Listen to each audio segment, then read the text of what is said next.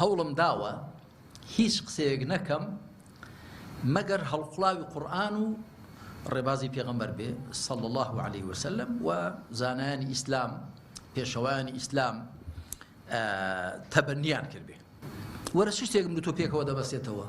ئێمە لە هەرێمێک داین زوڵم پڕوە لە زوڵم، پڕوە لە گەندەڵی، پڕوە لە خراپە. ئەی باش ئێمە بەرپرسیانی بەرامبەر بە کۆمەڵگای خۆمان. زوڵمی تێدا لابەرین، گەندەڵی تێدا لابەرین، پۆخەڵی تێدا لابەرین. ئەو هەم مەزڵومانە هەن دەربازیان کەین. ئەو ئیدارەدانە خراپەی کە 30 ساڵەیە تەوژمی عەلمانی بەو شێوە وڵاتە ئیدارە دەدا، عیباد و بیلاد بەی خۆی دەزانێ، ئەی ئەمە بەرپرسیار نین. ئەی چۆنە تۆ بەرپرسیارێ دەکەت پێ زێبەجێ دەکرێت ئەگەر ئاوا شەڕ دەندووکەت بێت و لەسەر شتی هیچ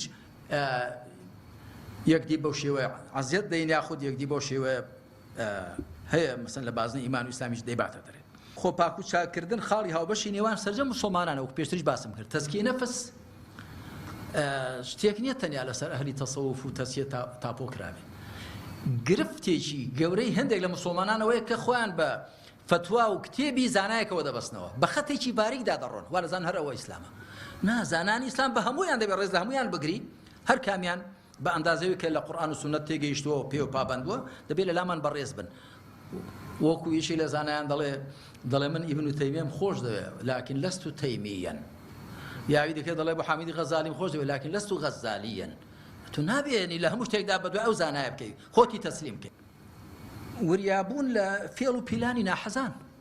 خۆ هەندێک شت لە سوشیال میدیای ئێستا دەنووسرێ و دەگوترێ مەرجنێهی هەندێک لەو خەڵکانە بێ. خەڵکی دیکەش ئاگرەکە خۆش دەکەن دەبێ وریابین لە فێڵ و پیلانی دوژمنان. هیوا هەیە مەسەلەن دەگەڕێ مەسەلەن فلان زانایە فلان ئیمامە فلان پێشەوایە بزانام دەخوای نوقسانێکی هەیە.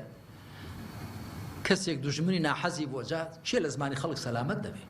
با قیامەت و وەستان لە بەردەم دادگای خوای پەروەردگاردا هەمیشە بێنینەوە بەرچاوی خۆمان. ئێستا ئەوە دانیشتووین دنیایەکی گەرم و ڕوون، بەڵام وكلهم آتيه يوم القيامة فردا. هەر کامیشان لە ڕۆژی قیامەتدا بەتەنێ دەشتەوە خزمەت خوا. خۆ کەسمان لەگەڵ نییە. خۆ تۆ نە حیمایەت لەگەڵ و نە خزمت و نە قەومت و نە حیزبت و کەسە لەگەڵی بۆ خۆت بەتەنێ.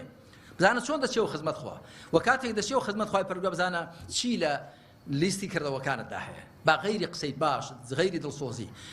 نەک هەر لیستی کردەوەکان زاهیریەکان. چی لە دڵ و دەروون و هەناوتدا هەیە. یەومە تubla السەرائر، ئەو ڕۆژە کە نهێنیەکان ئاشکرا دەبن. خوا بەرود و کەڕەمی خۆی لەو کەسانە مامژێڕە لەو ڕۆژەدا کە نهێنیەکان ئاشکرا دەبن هەر شتی باشمان لێ ئاشکرا بێ و هیچ شتێکمان نەبێت کە پێمان شەرم بێ و پێی خەجاڵەتبار بین.